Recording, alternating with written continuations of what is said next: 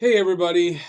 Okay, so the result was kind of as expected for me tonight. Montreal was in Pittsburgh to take on the Penguins, very much needing to win here, and I guess I'll tell you all about it, and I'll tell you who scored, how they scored, and give you my thoughts on the game. I'm going to give you my 3 stars for the game, just a couple of stats from the game, and the results from the contest, the guess the score contest for tonight, where you had to guess the score of the game and the first goal scorer of the game for Montreal Canadiens, and you win a prize. And I'll tell you the results of that.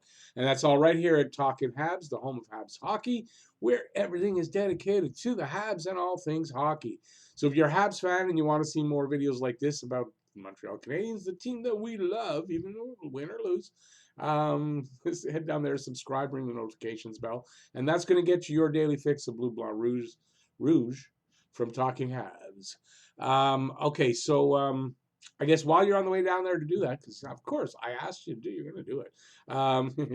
Hit the thumbs up if you like the video, and important, leave any comments you may have about the game, about the Habs' chances for the playoffs, about what you think this means for the future. Julian, Bergeron, whatever you want in the comment section down below. Okay, so let's get right into this game. The game started out really good, actually. So first period, what I wrote here was, because there were no scoring, it was a good period by both teams. No goals, but good back and forth play. Not too many whistles, good chances on both sides, and it was promising for Montreal because they kept Pittsburgh off the score sheet.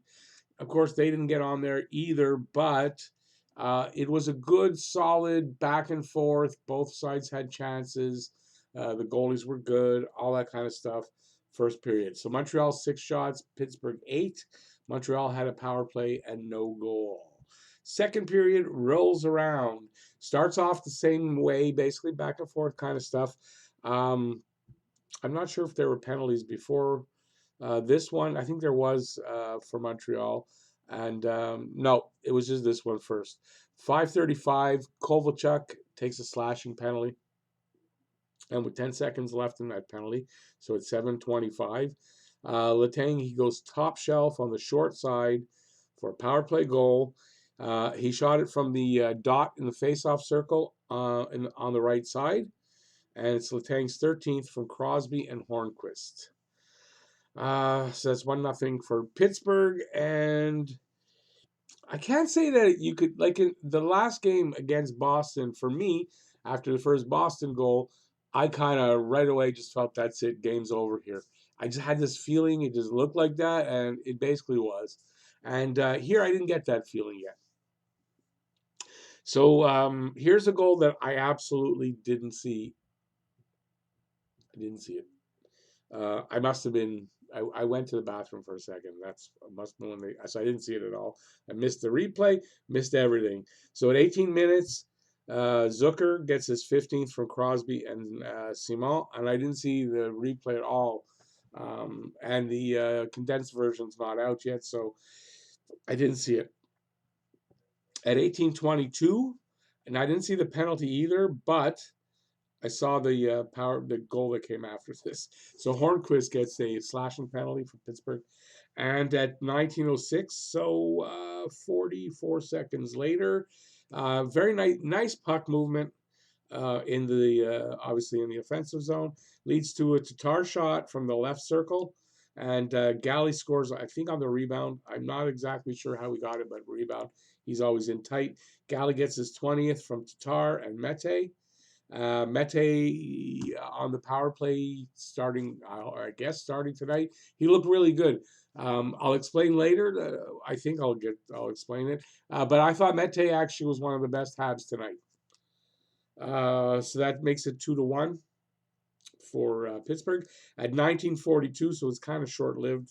Just over 30 seconds later, Zucker tips in a pass from Peterson in the low slot. He's not right at the crease, but Peterson, they're in the low slot on one side, the other. Peterson slides it over to Zucker. He's probably about 3 feet away from the crease, and he tips it in. So Zucker is 16th and second goal of the game from Pedersen, and I think it's Pedersen and Crosby. So it's 3-1 for the Penguins. The period ends that way. 11 shots for Montreal, 12 for Pittsburgh. Montreal a power play goal, Pittsburgh a power play goal, and one that they don't score on. Third period rolls around. Not a lot happens in the third period, honestly, for Montreal anyway. It's a lot of back and forth again. The refs missed 2 calls on the Penguins, holding on Cousins, and not too long after, cross-checking on Tatar. And then they call one on Montreal. And I wrote here, F off, refs. I'm tired of these refs. The refs, and it's not just against Montreal. Reffing across the league is horrible. Okay. The call to Montreal was a tripping on Tatar. Montreal does kill it off. After the penalty's over, Covey misses on a great passing play in the Penguin zone. And to me, I wrote it here before the end of the game because that happened with about 3.5 minutes left. And I wrote, and that's going to seal the deal for the Pens because that's it. It was going to seal the deal. What I saw happening is what actually happened was that Montreal pulled Price. They pulled him with 2:40 left. And at 18-16, Aston Reese, empty netter, his 6th from Tanev and Bluger, 4-1 for Pittsburgh. That's how it ends. And that's the game. I had called it 4-2. I had Galley. It was really close to get it right tonight. So it's 4-1 Pens. Shots on goal, 35 for Montreal, 28 for Pittsburgh. 53% in the face-off circle for Montreal, so they were good in the face-off circle. Both teams were 1 for 3 on the power play. And my 3 stars of the game, third star, this is going to be odd for me. Third star, Zucker, 2 goals, played really well. Second star, Crosby, 3 assists, played awesomely well, but should have had a penalty on Cousins for holding. And first star, Tristan Jarry, really solid in that. He gave up 1 goal and nothing after that. He was really solid, deserving of the first star. So it's one of the few games this year that I gave the stars to the opposite team.